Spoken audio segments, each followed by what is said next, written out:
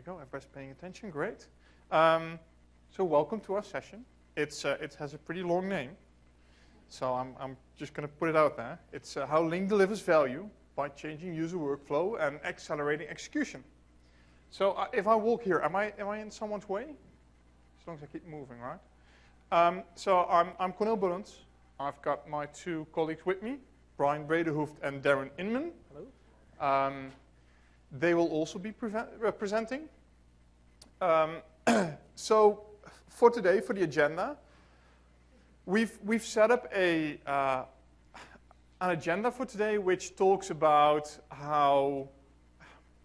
Let me rephrase that. When we see Gurdeep presenting in the morning, he talks about why Lync is awesome and why Lync helps you be more efficient, be more effective, make more money, right? Because use Lync and your business will be better.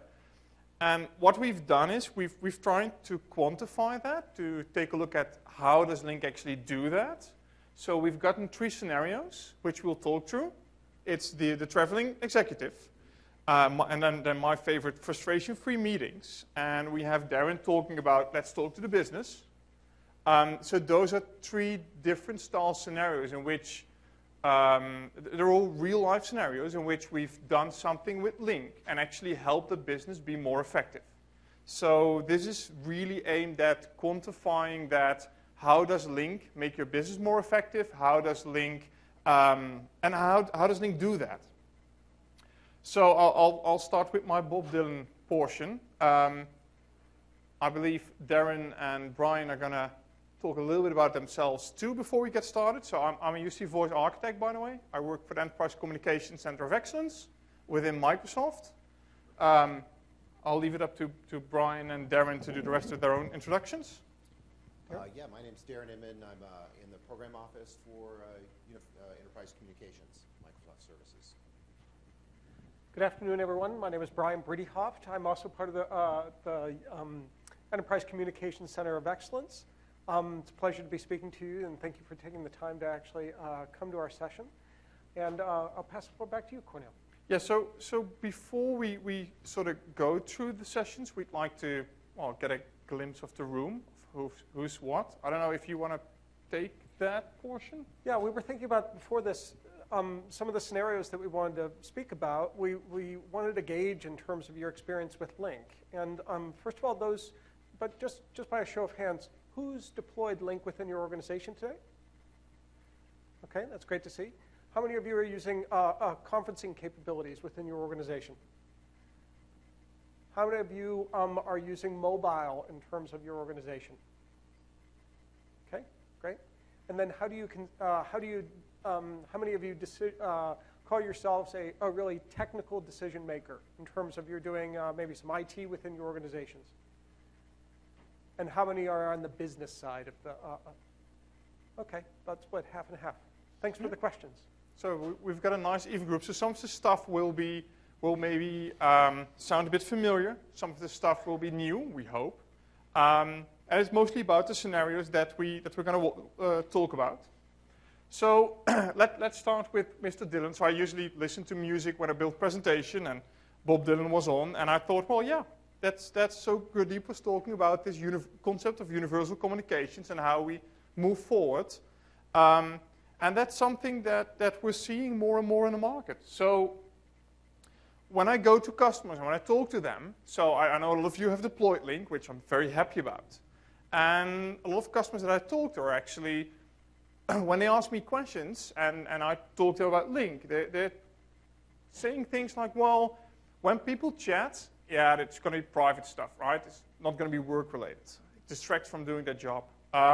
Something like, well, we really like everyone to be in the office. People are effective when they're in the office, and when they're at home, we don't really see them working. So this Lync story is great. We don't really see that working for us. Could you elaborate? So in our session, that's exactly what we're going to do. We're going to try to answer some of these questions, well, actually all of these questions, and why we feel Lync is a very good product and will help you be more effective and helping your end users be more effective. So when we look at some of the consumer trends, where communication is going. We see that if you look at something like Facebook, they've got 874 million unique mobile users. That's a lot of users that just use their mobile phone to do any Facebook update, to post links, to chat with other Facebook users.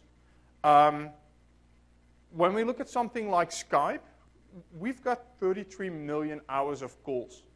We've got 300 million unique users. And something that's very interesting, actually the average user age for Skype is 35 years old. So I've got some people who are saying, well, this Skype stuff and this internet calling, that's like the younger generation. Well, our stats say it isn't. It's everyone. Everyone's using Skype. It's a very wide audience that's using these kind of technologies. Things like WhatsApp. I like it especially when my mom uses WhatsApp. I can see you're online. You needed to reply to me. We've got 400 million active monthly users. So my mom's using it. My dad's using it. It's brilliant to track me. They're using this, right? These are people that have chosen in their private lives to use these kind of technologies. So when we use that, and when we look at why are people using this, people are lazy by nature, right? It's easy, it's quick, gets the job done. If I use WhatsApp to ask my girlfriend a question, I don't want to send her emails. WhatsApp's way easier. When I talk to her, I use Skype. And that's not just me. Apparently, that's 874 million users on Facebook, 300 million users on Skype. So if this is effective for people at home, if people at home have said, well, this really helps me be more effective to communicate, helps me be more efficient to communicate, wouldn't that work for business as well? So that's one of the things when we think about Lync. How can this help your business? Can this help your business be more effective? And that's some of the scenarios we'll be looking at. That's exactly the consumer trends that we see to have them be relevant in the business as well. So which brings us to my times are changing slide. So when you think about 10 years ago, when you went into the office, you had IT give you a laptop, and they gave you a phone, and they gave you an email account, and that's it. If you wanted something else, you'd have to find a different job, because you'd get something else, a different job. If you go to the office today, my expectancy is, if I say I really want to use a Windows phone, IT is there to accommodate that for me, right? They're there to help me. I have different expectancy from a workplace. An average person has different expectancies from a workplace. I see my workplace as a meeting place. If I bought a nice device or bought a nice tablet, which is nicer as my work PC, I want to be able to use that for work. And not just me, it's a trend we're seeing more and more. This sort of translates in something like communication should always be easy, accessible. Communication should be something that everyone can use at any given time in any way they'd like to use that.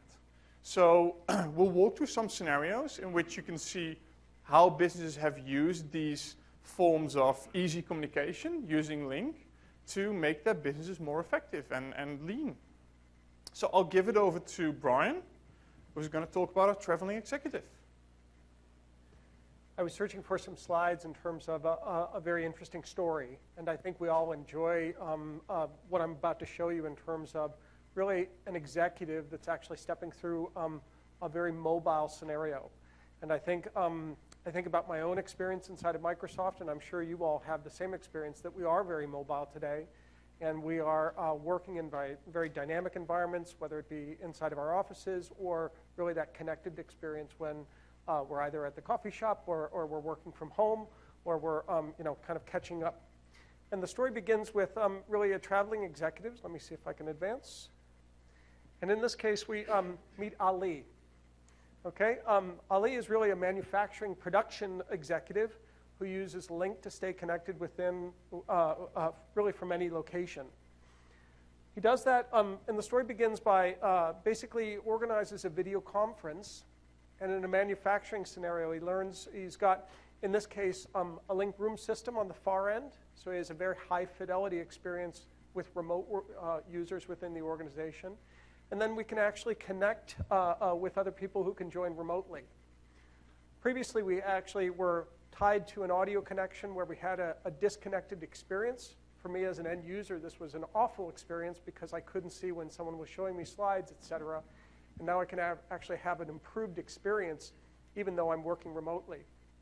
An operations manager, for instance, can actually show a production line in terms of connecting a web camera, off-the-shelf product, and we can actually bring that in to view an experience and have an immersive collaborative experience and really benefit from everyone.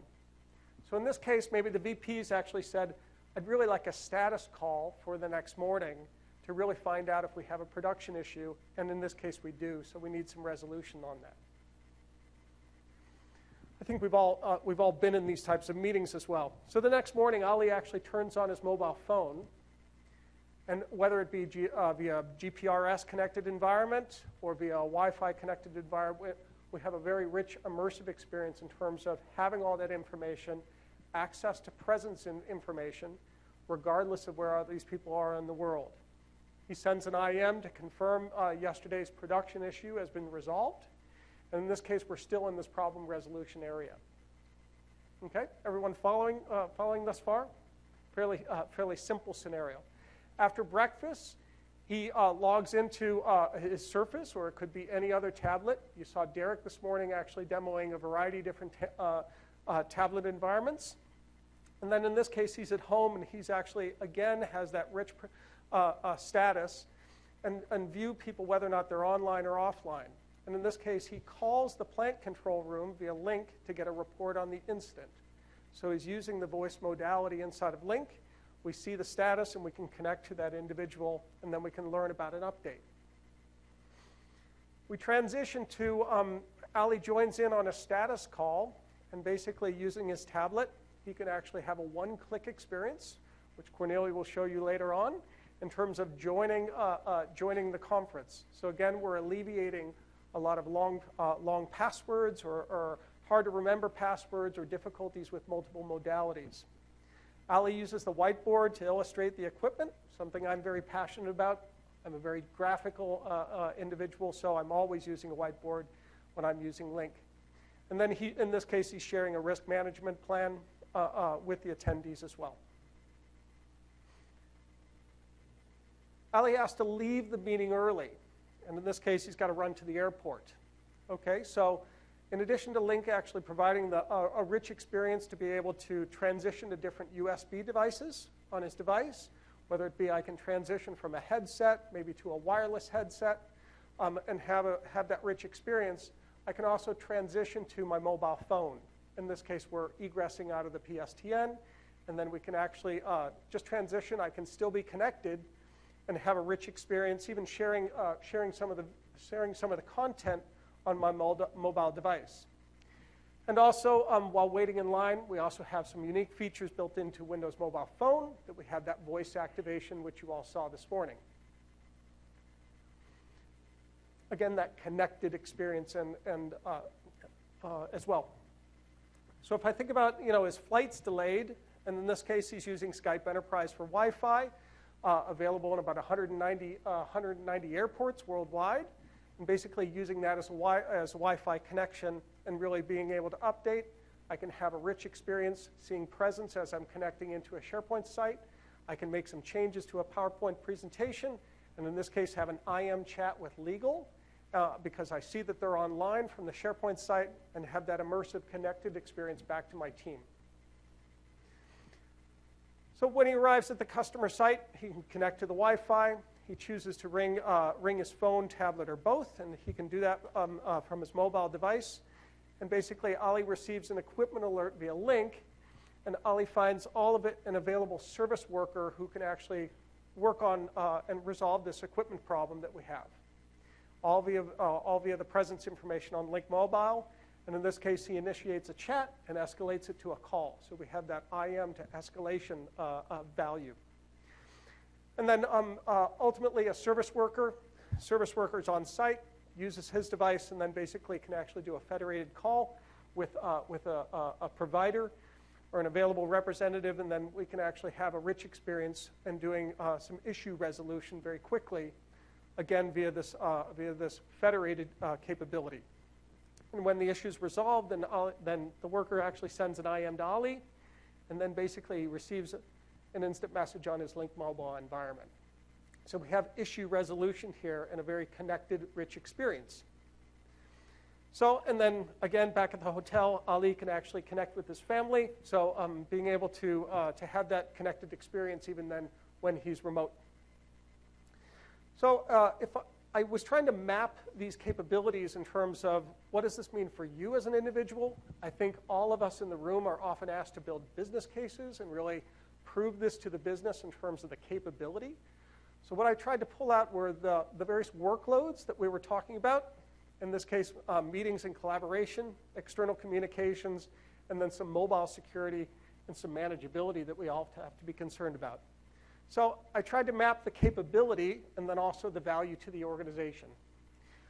These are not exhaustive, but I thought it was actually representative of the story that I just shared with you. In this case, I can connect with subject matter experts regardless of where they are. And what does that mean for the business? Decreased time to problem resolution, and then faster decision makings, and then reduced time to market. Also, I can connect with remote workers and have a rich and immersive experience with them, faster decision making, and reduced time to market. And then I think SME is enjoying the same material enabling collaboration to happen. I was reminded this of a colleague who said, I'm participating in meetings and boosting my productivity, and I'm contributing to meetings. That's a huge value to me. So again, faster decision making and reduced time to market. And then also, I can use my own device in terms of, we are all familiar with bring your own device scenarios today. And then we can reduce hardware costs for the organization. And then also, I can reduce my mobile minutes in terms of if I'm bound to a package of minutes. And then basically, I can reduce, it's no charge to me because I'm using a Wi-Fi connection. And then also, I can invite and conference in non-Lync users via just calling out from Lync, decrease time to problem resolution, faster decisions, and reduce time to market. And then also, I can have Lync call me using really location routing rules and really reducing telco costs to the organization. And then also, all of this is enjoyed via policy management, providing IT control for device management and control. And then also, I can share and control content, something that your risk individuals, or compliance people inside your organization would be very important to realize that we're controlling the content to control IP leakage, et cetera. So I thought this was a lot of thinking in terms of, obviously, your mileage will vary inside your own organization, but I wanted to present this model to you in terms of building your own business cases. So I took this a step further, and I said, well, what does it mean for issue resolution? And I was thinking about opportunity cost to the organization. And I realized that you all will have different scenarios to really, things, if you're not able to communicate, what's the opportunity to your organization? That's all going to vary. But in this case, I was thinking about a manufacturer. And in this case, we had some issue resolution. And in my case, Ali was able to remain connected with his team across multiple devices using this mobility scenarios. And what if we can resolve problems faster? And in this case, I took a sample organization. And then I said, well, maybe there's 50 people in my manufacturing environment. I'm maybe running 3 shifts. Maybe I have 6 hours across those shifts. Then I did the math for you in terms of, I just calculated like $38 for a blended labor rate. That may be very different depending upon where you are in the world. But then I calculated basically the full labor costs per day are about $34,000. And then I hypothesized and said, well, if normally it used to take us 3 days to resolve those issues, what's the cost savings that we could actually have purely by being connected and being able to resolve those issues faster? So in this case, I think that the labor savings can be significant. Without further ado, I'll pass the floor. Thank you, Brian. So I'm sort of going to continue on Brian's thought, but I thought I'd take you in a day of, well, how I set up meetings, how I run meetings. And so I know we at Microsoft, or I at Microsoft, I'm quite, we're lucky. usually. We get access to a lot of the newer technologies. But the nice thing is, you get access to the same technologies, right? We're not using anything differently than what we're selling. So everything I'm going to show you is available in the market today, is everything that you can do yourselves as well. So I'm going to talk to you about meetings. It's something that's near and dear to my heart because I spent like 60% of my time I spent at customers to talk to them about these kind of things that Brian talks about Ali and how he can make cool stuff happen. And I spent 40% of my time at home, usually in meetings. So every minute I'm not being frustrated about a meeting not being able to join or setting up conference bridges is a minute of my life that's not frustrated. You see, that's almost a good sentence. You know, I'm not a native English speaker, so I make up words. I'll admit that. So the meeting experience. So in preparation for this presentation, I looked up some numbers. And if we just look at the United States, there are 11 million meetings daily. That's a bunch of meetings. If you're a manager, 50% of your time is spent in a meeting.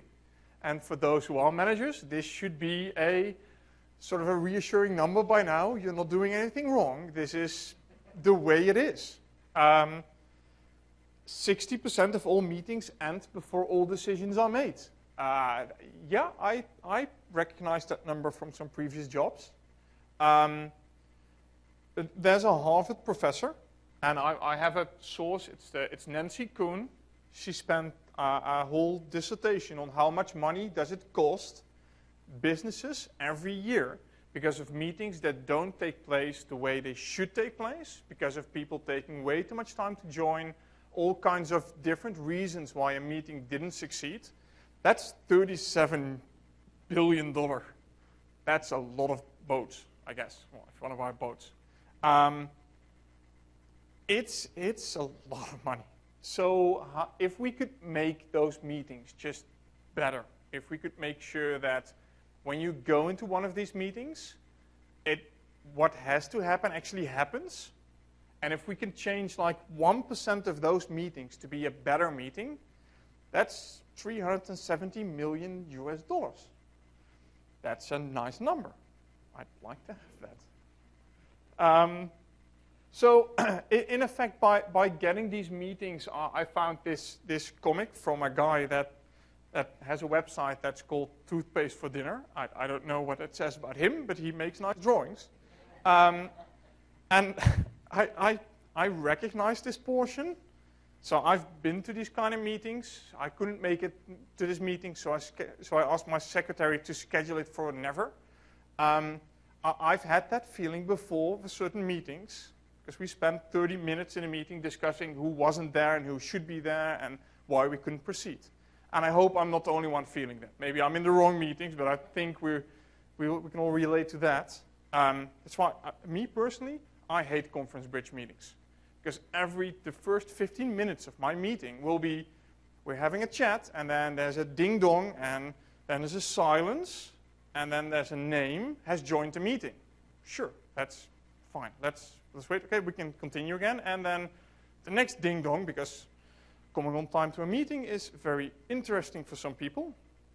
I'm not going to do conference bridges anymore. I've decided last year. So when thinking about some of the things I do on a regular basis with customers and with colleagues, setting up meetings, that has to be like a real simple experience, right? I've got email addresses, I put in email addresses, I click send, that should be it, right? And if I'm paying the bill, I want to make sure that it's as cheap as possible, this meeting. I shouldn't really, I don't care what the other person is using. I just want a meeting with that person. I want to be effective in this meeting, right? So I want to be able to tell everyone, this is what we're going to talk about. Please be prepared. If there's any content to be shared, I want to make sure everybody has that. It shouldn't matter if that person is inside the company or outside. And well, since I have 15 colleagues on site, I want to sit in the same room and work with them. So just think about that and think about how much effort that would take you to do that. And then I'll walk you through how I'm doing that. So did we think about that? We have something in mind on how much effort it would take? So let's see how I do this. So I use Lync. Surprise, surprise. So how do I do this? So I go to my Outlook. I click my new Lync meeting button. And there we go. I've got my meeting. I type in my agenda. These are the points I'd like to discuss. I add my PowerPoint deck. It's called a frustration-free meeting. And I've invited Brian. I've invited Darren. I know this really nice person at Contoso, and I know a lesser nice person at Contoso. So I invite those people. And yes, attention to detail. And I wanted this local room. So I go into Outlook. I click a room. And the room actually tells me this is a conference room. So if you look at the little exchange warning, they'll tell you, well, this is a Lync conference room. If you go to this room, you'll have full audio and video and sharing capabilities. So I add that room. And actually, it's intelligent enough to then tell me, hey, if you're going to add a room, let's update the location. So everybody in the meeting now knows that he or she should go to that specific location. And this is a process, maybe except from the room, that those familiar with Lync have probably used. There's more. It's like the price is right. There's more. So there's this button. It's right over there, the meeting notes. And I use that a lot. I love that button. I click it, and I click on share the notes with everyone. And I'm sharing notes. So I sort of had to take this away, or I'll be looking at my meeting notes. So there's more security than that. I've got my workbook. Everybody that was in my invite is automatically added to the sharing. So everybody now has a copy of this notebook. I click share. And when I click share, it actually takes all the information already put in. So it puts in my agenda, and I put in my PowerPoint deck, and everything I wanted for that specific meeting I put in. And now here's the beautiful thing, because, well, no, I'll wait for that. I'll show you that later. It's so nice. I'm going to show you that later. I'll keep you in suspense. But I've shared these notes, so as soon as my meeting starts, theoretically, everybody should be able to see and contribute, right? Well, let's see how that works. So I've saved it as a frustration-free meeting. It's my shared meeting. And those people invited can access it. So this is now added to my invite. So remember the Outlook invite I was building? So I had my PowerPoint and everything there. It's now got this extra link that says view meeting notes. So even in advance, people that have this invitation, that are preparing for the meeting, they can click view meeting notes, and they get access to this deck. They can add extra notes to the agenda. They can add their own comments. They can copy this to their own OneNotes. They actually have full control and full access to all the notes that are there. I think that's pretty cool, right? So I set up my meeting. I've made sure everybody knew what I was doing, and they can now contribute to those notes in advance. Yes? What is the reason why you didn't put that in the new meeting? I did. No, it's the new system. Yes.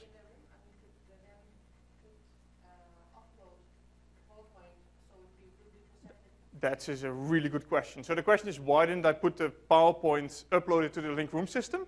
I kind of did.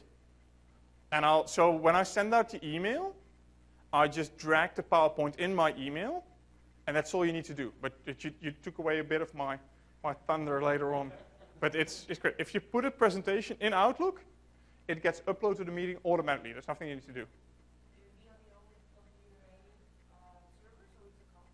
It copies it in there, but you'll see. So when you go into the meeting, so when the meeting starts, you'll get this pop-up on my PC. And when I open the meeting, so that's my corporate picture, there's actually a little bar there, a little happy star that says, well, there's content for you to enjoy. And once I click that, it actually has my presentation in there. So the presentation I added to my Outlook invite is in my meeting. It gets put there by default. So I don't need to do anything for that. It's just there. And I'm now in this meeting. All I did was like the one button click, right? I clicked join online meeting and it's done. That's all I did. And as soon as more people join, like Brian, and he's in our nice conference room with his son, I've got a guest in here, all is well, everybody can see my presentation. And one of the nice things, and no one ever really asks about it, and everybody just sees this working and enjoys it. So this is something fun. For the people that have Lync, just fun for a home activity. When you're in a meeting, ask someone to join you in the screen. And you'll see the picture go from a 4:3 to a 16:9, because we actually see, hey, there are 2 people in the picture. Maybe we should use a widescreen picture. That's pretty cool. So that's something that we do. And everybody just says, oh, yeah, okay, it works. No one ever thinks about, oh, we're doing face recognition. The fact is, if you use your hand, it doesn't work. Because I tried to demo that. It doesn't work. I had to bring a doll, actually. It's quite embarrassing. It's really, when you go through customs, they're like, well, why are you bringing a doll, sir? I've got meetings. Yeah, it's just very, very awkward, I can tell you that. Anyway, well, at least Brian has a son, so that's easier. And there we go. So that's a nice thing of 2 people in the room. We'll go 16:9. So I've got all I need in this meeting, right? So I've got my content. I just clicked join, and everything was there. There was nothing that I did extra, nothing I had to change something. Just click join meeting, and it just worked. So looking at this from a flexibility in joining, I talked about I shouldn't be caring who joins or what device he or she is using. So let's use the mobile device. And I know we talked about it, but we never really showed how this works. So I'm on my mobile device. I don't have Lync on my mobile device. I'm an external user. I just click join online meeting, and you can see it in gray there. Online meeting. Sure, I know it's an online meeting. I don't have the app. Immediately says, well, do we want to search that in the store for the app? Sure.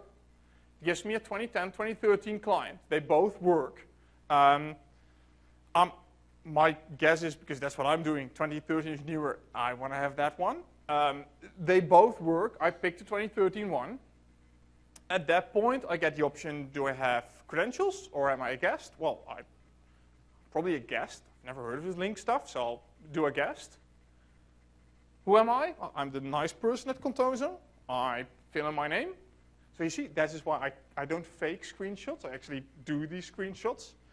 And for those who don't know, it's Windows key and the power button. And you make a screenshot on a Windows phone.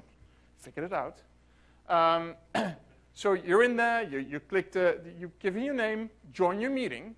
At that point, content, you get the presenters. So my frustration about conference bridges where I never know who's there, who's not, that's gone because I know who's there. And I get my full video. And I could get video of Brian. I could get video of anyone. I like watching me, so I picked my own video.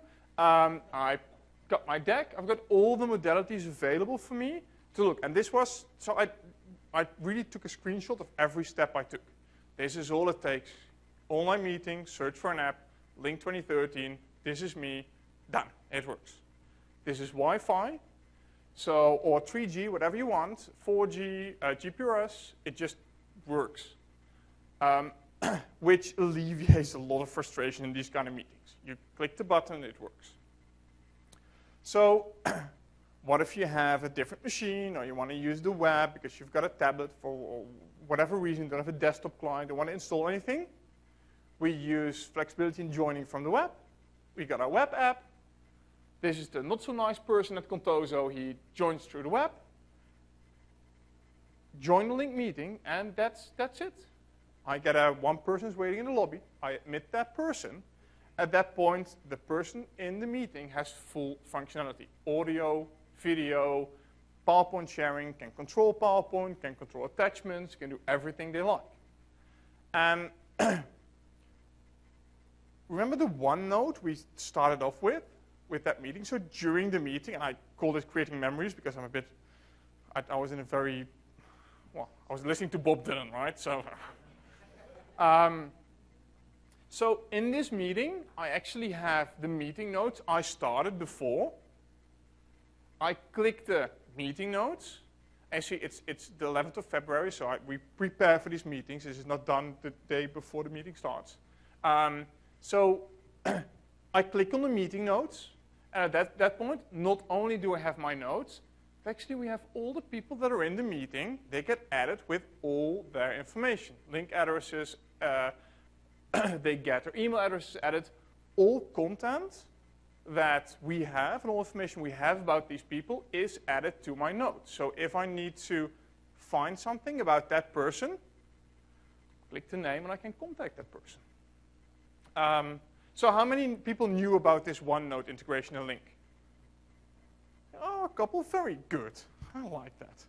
I figured it out like a year ago, and my colleague said that I wasn't smart not using this. He was right. Everybody was using it except me.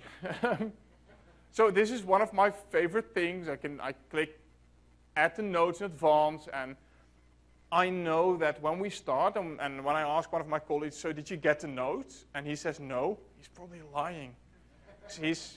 We shared this in advance, right? We saw the Outlook invite, we saw the view meeting notes. People can contribute, people can change things, we can go through the agenda, take notes, and everything just works. So what did I just do? I scheduled a meeting. I added internal and external people. I included a conference room. And I shared my meeting notes in advance. And people could contribute to this. I joined my meeting. So we saw the meeting from my desktop with a single button join. From a room system with single button join. So I couldn't really show you that. So the good news is there's actually a session this week. There's a lab, and everybody that's interested and everybody that really wants to touch a room system and play with one, and I know, well, everybody does. So there's a session running the entire week where you can actually go to the labs and set up a room system, play with a room system, do everything you'd like with them. So if you want to see this one button join and how that's done exactly, feel free to go to the labs. So trust me, I did that. From an anonymous mobile and tablet, we've seen that. The Lync app, open the Lync app, join meeting. And from a web browser. And we had that requirement where we want to use the least cost as possible. So I actually used VoIP and video over Wi-Fi instead of using a PSTN dial-in, instead of any other form of dial-in. Because even if you're dialing in to a toll-free number, someone's paying, right? It's the company that's paying at that point. Someone's paying. And if you're using Wi-Fi, well, it's the person that owns the Wi-Fi that's paying. And that's usually the person joining. Or the McDonald's that you happen to be at. That's one of the two. Skype, the Skype access points. So looking at some of these things that really speak to me. So scheduling a meeting, you've seen me schedule this, right? So type in names, notes, done. It's 1 minute. There are some studies. The average meeting setup and a meeting join is 11 minutes. If I have 50 people doing meetings in a day, I just spend 10 minutes per person. That's a lot of minutes a day. That counts towards that 37 billion US dollars, right? Joining a meeting, everyone, everywhere. I've joined them. You've seen me join the meeting from a web client, from a Windows Phone client, but it's the same for iPhone or Android tablets, as you've seen this morning. We've created quite an efficient meeting. People had notes in advance, could contribute, could change, could do whatever they want with those notes. And we've saved time, saved effort, because let me tell you, I've been told I might be a bit lazy, and just creating that online meeting with email addresses, that's fantastic.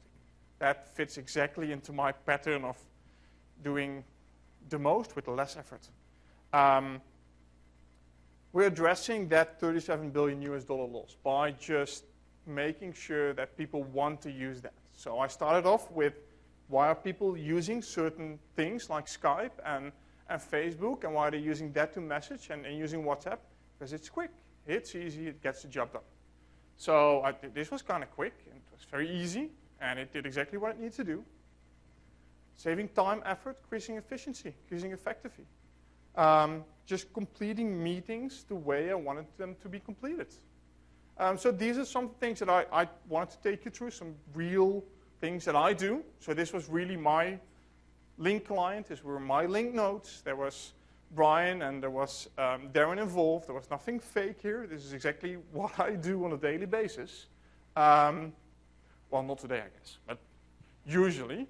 And this was all my screens. This is all me. So this is exactly what you can do in your own business. Okay? There's nothing secret here.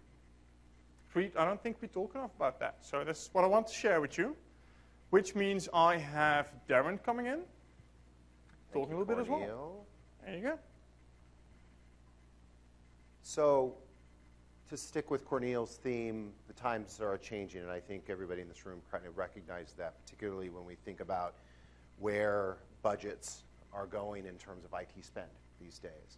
And what that means for an IT professional or an IT decision maker, I think, is changing your skill sets, changing them away from kind of the traditional IT management stuff that I think we all know and love, and shifting that over towards more of a business. How do I have a business conversation with my colleagues that can help advance my team, myself, and also show value of IT in the organization? So what I wanted to do today is take an opportunity here to give you some examples of maybe some of the conversations that you can have.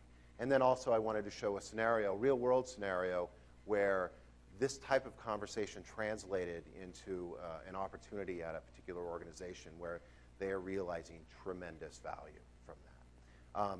We can make this interactive, so if you guys have some questions, you want to stop me in the middle, I'm happy to take those.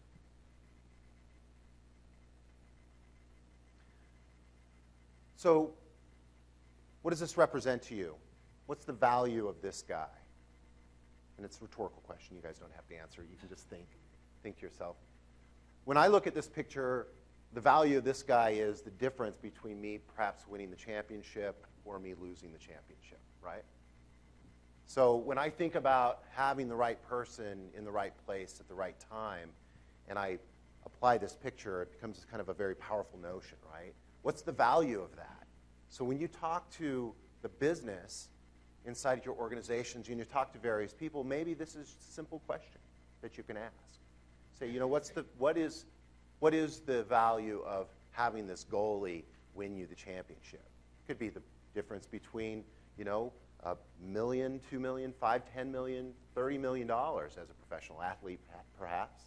And it could be also the value could be, you know, being able to keep your job if you're the coach or in management, right?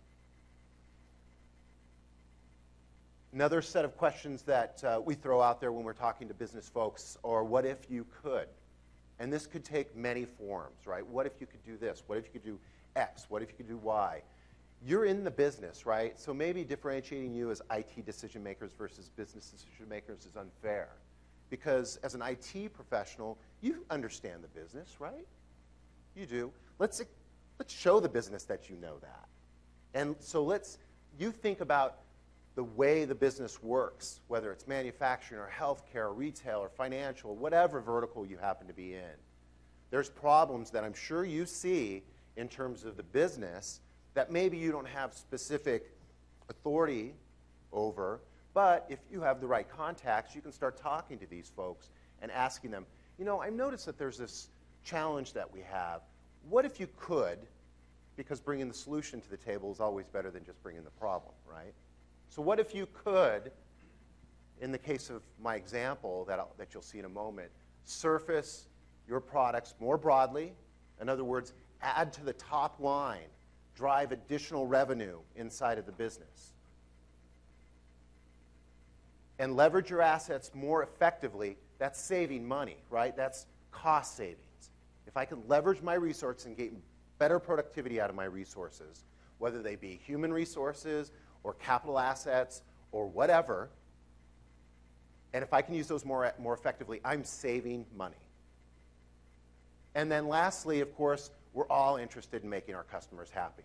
Whether you're an internal-facing person, and your customer segment is your internal stakeholders, right? Or if you're looking outside at, say, you know, a person that belongs to your credit union, as an example.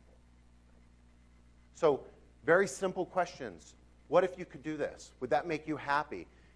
any executive worth their salt is not going to disagree that these things are going to make them. This is a great way to start the conversation because they're going to agree with you. And then you get into more specifics. For instance, do you want to grow revenue? We talked about that. We talked about, do you want to increase productivity? Do you want to lower costs? And you can tell your kids you're a business superhero by doing that, right? Which is great. I tell my kids that I invented the Xbox, which is, they think was really cool until they became teenagers, and now they just think I'm a lying. So let me jump into our examples. So those will just give you some very basic examples of some questions that we can think about asking the business that are not IT specific, they're not product specific, because we're not really interested in that when we're talking to business. What we're interested in is adding value, number one, and showing that IT is a valuable and a strategic asset inside these businesses. And to Cornel's point, the times are changing. I hear from executives, IT executives, all the time that are telling me we need to make a difference. If we don't make a difference, the business is going to shift the money from us, and they're just going to give it directly to marketing, or they're just going to give it directly to sales, or they're just going to give it directly to finance. Or they're going to empower the business decision makers to make the IT and the systems decisions for you, right? So in my example here, we have Contoso Bank. Contoso is a mid-sized bank, about 350 branches. In those branches, they have about 5,500 employees that do everything from basic teller work to management to specialists. But what they've done in the specialist area is they've created these roving profiles, right? These roving individuals that are assigned a territory, and then they bounce from one branch to another over the course of the week. But what Contoso noticed was that in the small business marketplace, their banking revenues were declining, and they were declining significantly. So they started doing some analysis. And what they find out, so I pulled Cornel into this example here, and what they found out was that their average customer, Cornel, he's a retail bank of the customer, a retail customer of the bank, but he's also a small business person that's interested in starting up a cupcake business, okay? He goes to his local branch that he does his everyday personal business banking at and wants some information on a small business loan. Okay? But what he finds is that the small banking person isn't in the office that day because he or she is roving on one of the other territories, one of the other branches that they exist in. And they're not going to be back till next Thursday. And that's frustrating to Cornel because he's really excited about getting started, and he's anxious because his family's well-being is based on this idea, and he wants to be successful at it. So he goes home, jumps on the internet, starts looking at various small business loan packages just across the board, not within the specific bank, the Contoso Bank, but across the board. And he finds a good deal, right? So he contacts that competing bank, closes the loan with them, and then, probably most importantly, after he's wildly successful making cupcakes, is he's looking to start a second location. So what does that mean to Contoso Bank? That means they're losing a repeat customer, right? They're losing not only the first opportunity, but now they're losing the second one just because they didn't have coverage inside of that local branch at the right place, at the right time, right? So what's the cost of this? So this is our small business banker. You can name her whatever you'd like. And as I mentioned, she covers 5 different branches, and she's not at 4 of those branches on any one given day. She's only at 1, right? Laws of physics. This Contoso Bank's average small business loan is about $100,000. So if they have 350 branches and they only have 50 small business bankers, then, and they have to cover 5 of those, but they only can cover 1, that means 4 of them are left open every week, which just simple math tells us then that over the course of a year, a 50-week year, they get 2 weeks off for vacation. We're in the US after all. We don't get 4 weeks like others. You like that one? That was a good one. So that means that over the course of a 50-week year, there's 200 branches not covered. I took a very, very conservative view with the data and said, okay, let's say there's only a 2% loss opportunity rate. Only 2%. That means over the course of the year, there's $400,000 opportunities lost for each small business banker. Times that by 50, and we're talking about $20 million. That's a lot of cheese, right? A lot of cupcakes, too. I should have made you a cheesemaker. That would have been better. So you can see, as Contoso did the analysis on this, what they came to realize was that the lost opportunity of $20 million annually could be recouped by thinking strategically, thinking about how we can shift our business processes to get better coverage, get the right person in the right time. Right? Right place, right time. So what'd they do? From a strategic perspective, they started thinking about, okay, how can I surface my products and services? How can I increase the exposure of these products across all of my branches in such a way that I don't need to necessarily have the small business banker on site in order for Cornel to understand that I have this offering. But I need to go further than that. I need to leverage the assets that I have at my disposal in such a way that I can lower the cost of having those folks on site. So I'm going to consolidate them into a call center type of environment. Maybe not the greatest thing in the world, but something that businesses are doing all the time, right? And then I want to delight my customers, right? I want to create that happy customer experience by creating connections in real time and do that through the use of video kiosks in my bank. So I set up a room inside each branch. That gives me some privacy. I set up a kiosk, put the infrastructure behind it. And now when Cornel comes in on Monday, and that small business banker isn't going to be there on Thursday, until Thursday, he can go, the retail banker can lead him into the kiosk room and say, please have a seat, Mr. Bolins, and we can help find the right person for you to talk to. Chances of them closing the deal go up a lot at that point in time. Okay? So, as they came out of the strategy meetings and they started talking about what are the requirements, they started thinking about, okay, well, what is it our customers are going to want to, how are we going to do this? How are we going to interact? We know we want like a kiosk set up, but we want it to be simple, and we want it to be also mobile as well, if we possibly can. So they started out by saying, first, customers want to interact using web browsers, apps, tablets, or phones, so all of the devices out there. They then understood that in order for me or Cornel to get to that small business banker or any other, and because I was surfacing all of my capabilities, all of my products and services, I was going to need to route the call appropriate to what Cornel pushes on the screen. So I'm going to have to build some middleware there, some intelligence that gives me skills-based type of routing. And I also don't want a busy signal, right? I want it to go through every single time, and I want it to be queued appropriately. Because, yeah, I have 50 small business guys now consolidated into a central call center that are taking calls, but now I'm exponentially growing the number of branches that have potential customers coming in at any one given time.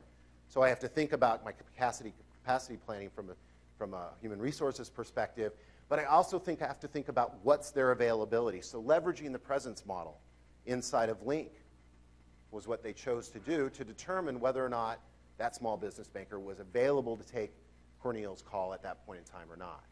That tied into, of course, the skills-based router, and the queuing is a pretty powerful combination.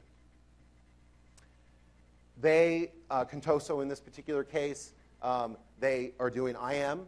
They'll support an IM. They'll support audio. They'll do video as well. Some people don't like being on video, and that's perfectly understandable. I mean, look at this face, after all.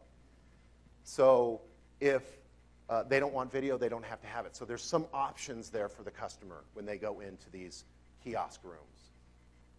And then what the bank is choosing to do as well is getting context and understanding who Cornel is and what he represents at the start of the call allows them to pull that metadata through this channel and then present that into their CRM package that then comes up inside of a browser or inside another application frame or within Lync itself with the extensible windows. And then that specialist seller has not only context around Cornel, what he wants, but also who he is from a banking from a customer perspective. Is he important to us? Is he a high-value client? Is he perhaps just somebody that dabbles with us? You know, is he targeted as somebody that we want to grow the relationship with? I mean, all the things that a marketer would want to know. Okay. From an architectural perspective now, we're going to get a little technical, so my apologies. But from an architectural perspective, this is the picture that Contoso used to conceptualize what the technical requirements were going to be.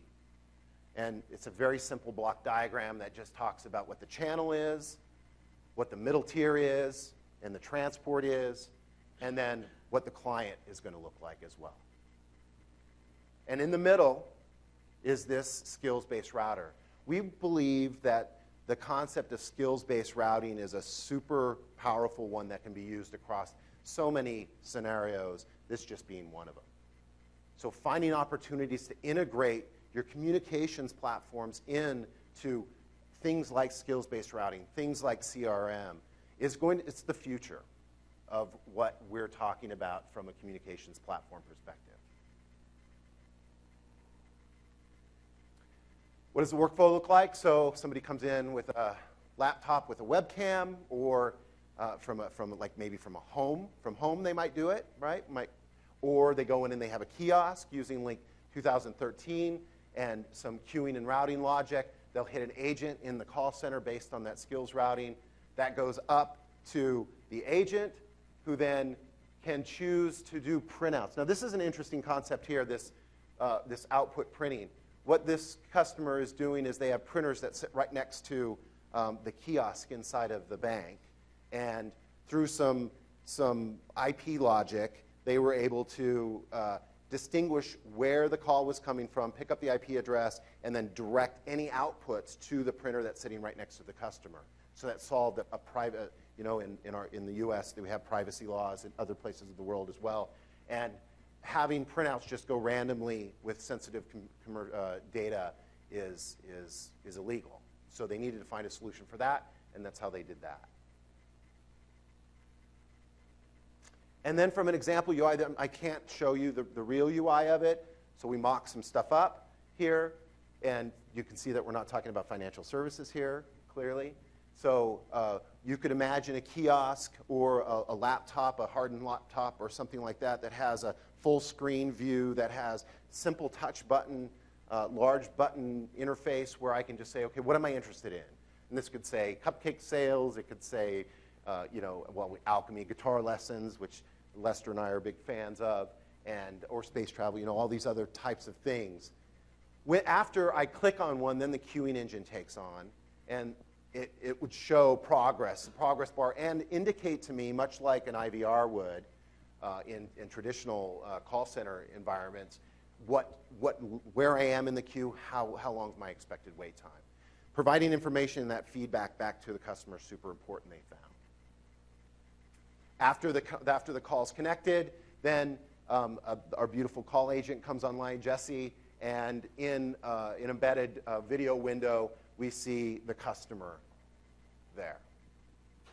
And then the call center representative sees the Lync client with the customer in it, and then has this window extended out.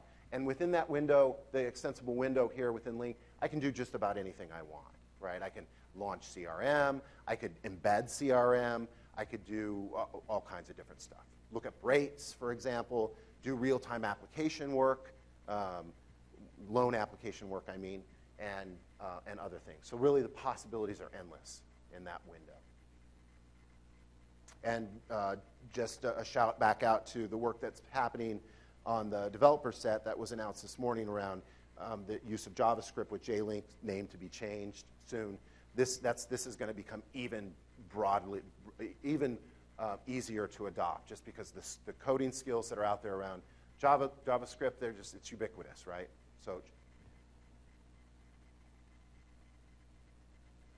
So in Katoso's world, having the right person at the right time, in the right time, at the right place, was $20 million. And it took them about 1.5 to deploy this solution. So you can see there's a huge ROI there. Questions? No? Are we short? Yeah. Sorry. So I've only got one slide left. So, so some of the things that, so to me to wrap up, so some things that I do want to emphasize, we've been very truthful with you today. So the one thing that was probably a lie was that I wanted to start a cupcake business. Not in the plans yet. Although we had some very fancy slides, and we had some rough screenshots, and I take full responsibility for the screenshots, and we had a story about Contoso. Those are all real customers. It's Contoso with the video banking solution. It's a real customer. The savings are real. We're not allowed to divulge their name, which we won't. But this is something that's been done. It's real. The numbers are real. It's true. Ali, that Brian was talking about, it's a real company. It's happened. We've met their numbers.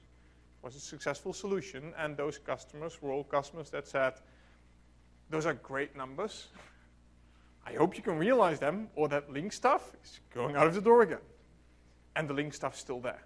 So we're meeting those numbers. We, with this whole transformation of Microsoft into a device and services company, we don't want to, so, and maybe I'll probably get frowny faces from salespeople. We don't want to sell you Lync, in short. We don't. Is that you buying Lync or your company buying Lync, that's no help. We want to make sure that you get a proper solution, like we did for the Contoso Bank, or the Contoso Ali, or for the Contoso Cornel, who did his meetings. We want to make sure that if you interact with Lync, that it's tailored to your business, and that it helps you be more effective, get more effective employees, and actually get an effective solution out of that. So when I talk to these customers, the things I talk about them, that IM empowers people to be more effective. I talk about people with the right tools make meeting work. I talk about people want to work using the best tools, and they don't really care about locations. I talk about working from home allows flexibility and collaboration. It's these things that we talk about. It's these things that we take them on that journey about the solution, about the art of possible. We keep throwing that around, and we've shown you the art of possible. We've shown you real-life scenarios, real-life things that we've done and that we're still doing to make Lync an effective product and helping you empower employees, empower people in your company by effectively changing users' workflow and making them happier, more effective people. And I think that's about wraps it up. I think we're here. So we have some ending slides. I don't know if we should go through them. Let's see, we have this, we have the rest of the sessions. I'm going to skip through them. I'm just going to ask you, do you have any questions to us about this? Is there anything else we can talk to you about? I hope you enjoyed the presentation. I hope that we showed you some stuff that you can actually use. If there are any additional questions that you're afraid to ask today or that you think are better discussed in private, there is what a coincidence, there is an Ask the Experts event. It's this evening, 5 to 7. Is that right, 5 to 7? Yes, got it. 5 to 7. And we'll be here. It's part of our job to help you get effective scenarios and get effective deployments out of Lync. So be sure to drop by, find me, find Darren, find Brian, find any of the people that wear these fancy shirts, and you can talk to them, and we'll help you. So that's that, and I thank you for being here. Yes? We're done?